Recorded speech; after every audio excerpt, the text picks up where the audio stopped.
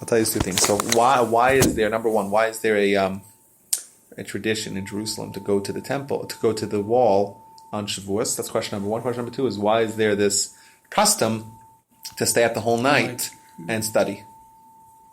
So, first of all, there's things out there they're probably they're not related, but because you brought it up, we know that the reunification of Jerusalem on the third day of the 6-day war, which obviously was not part of the missions, when Israel launched the surprise attack on what was June 5th, right, 1967, on the Egyptians, it was an act of defense. It was an act of defense. And the objectives of the war was just to destroy the capacity of the Egyptians and subsequently the Syrians and the Jordanians, with a slight assist from the Iraqis, to destroy the ability to destroy their ability to destroy the fledgling state of Israel. Mm-hmm. That was the objective. But it was so wildly successful, and within 5 minutes or 12 minutes, they destroyed every single functional Egyptian plane. Hundreds of planes in minutes. Destroyed hundreds of them. And then a few minutes later, destroyed all the Syrians, all their air force. On the ground, the Israelis came in, and there was not even one plane, not even one Egyptian fighter jet in the sky. They were all on the ground, and they just destroyed them one by one, every single one of them, hundreds of planes.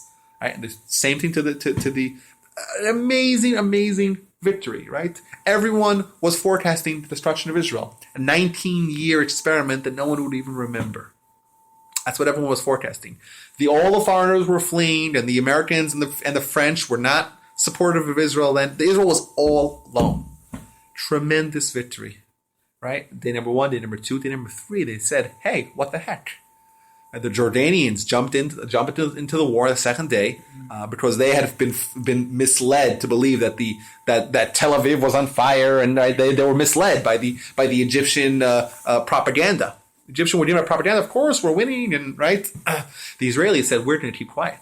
Because the second we open up our mouths and say what's going to happen in the UN, they're going to say, you better stop the war right now." So their objective was to keep it quiet, and they sent Abba Eban, who was the foreign minister. They sent him to the United Nations, and his one goal was to just be as mum as possible and prevent a UN declaration of a ceasefire. That was his only goal, because they were just being so wildly successful, and they just tripled the size of their land, and just like that, with almost no casualties.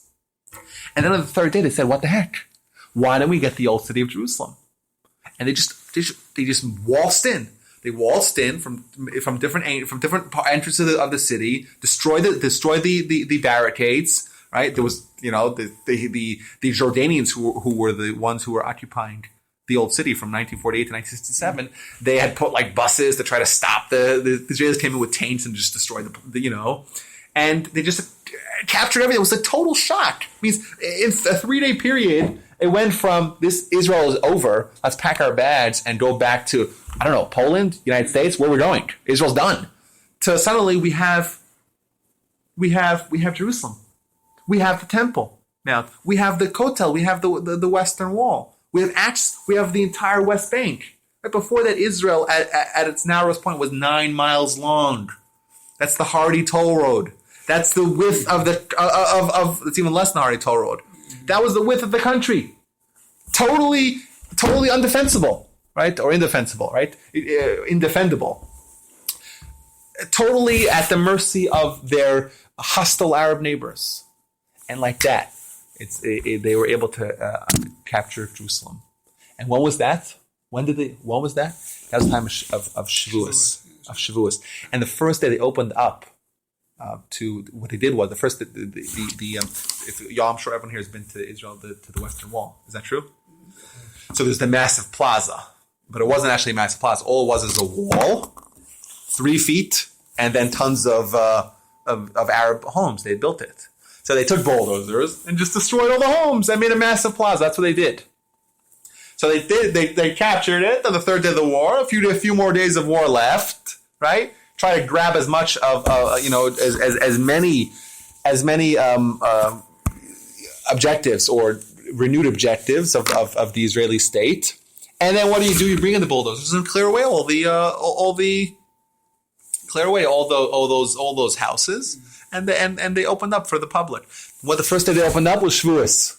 Was the holiday of Shavuos, and tens of thousands of people flocked to for the first time.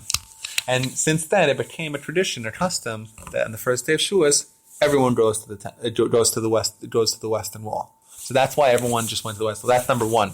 Number two, why do we stay up the whole night of Shavuos? We don't do that for Pesach. We don't do that for Sukkot. We don't do it for Rosh Hashanah. Even on the holiest day of the year, on Yom Kippur, no one stays up the whole night and studies Torah.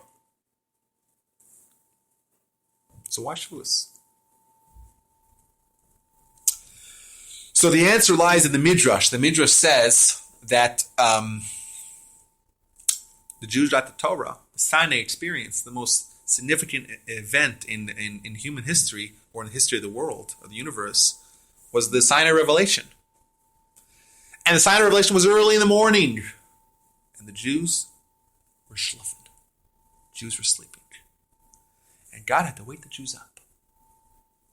And therefore, we have a custom in order to repent for that misdeed of sleeping in when we know that we're going to get the Torah. We were sleeping in and God had to wake us up. We're going to say, no, every Shavuos night, we're going to step the whole night to repent for the Jews sleeping that night and oversleeping and had to be woken up by God. Problem is, what's the problem with this tradition that we have? If you were the Jews, you had just your 50 days, your month and a half away from leaving Egypt in a miraculous fashion, splitting of the sea in miraculous fashion. God tells them, I'm going to give you the most amazing event in human history in 3 days, right?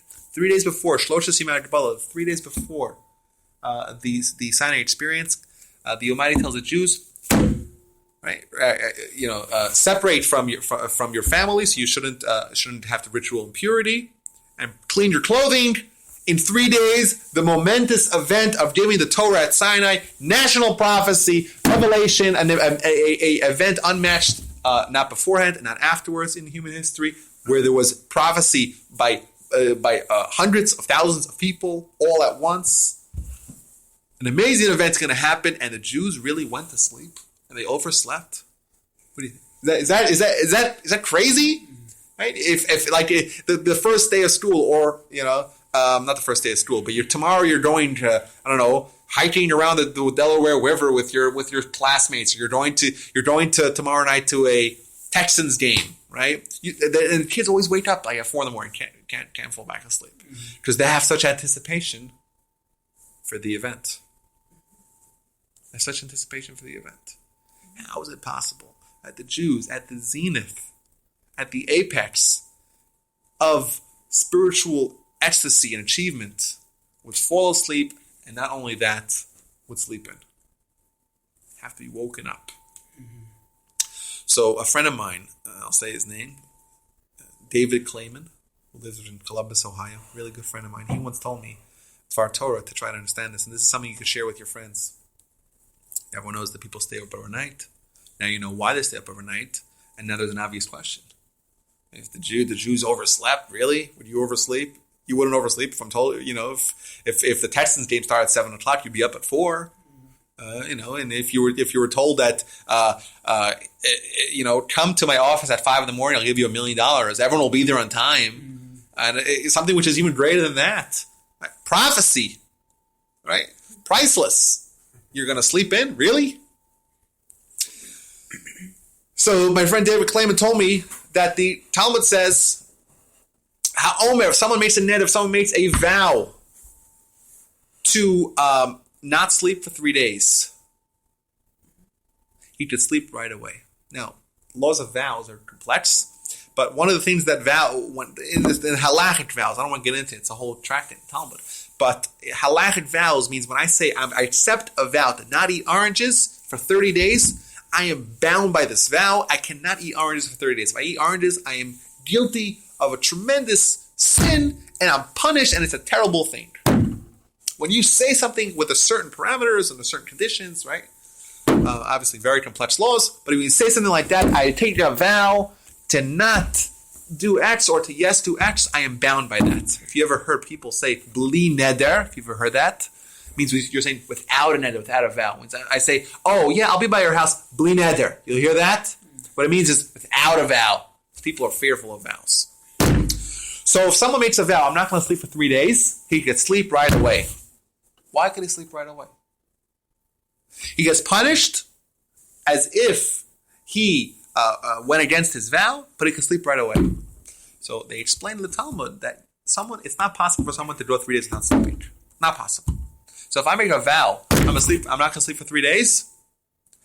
The vow itself is it's a self-fulfilling prophecy that I'm going to go against this vow, and therefore I get punished right away. But I can sleep right away because I already went against the vow.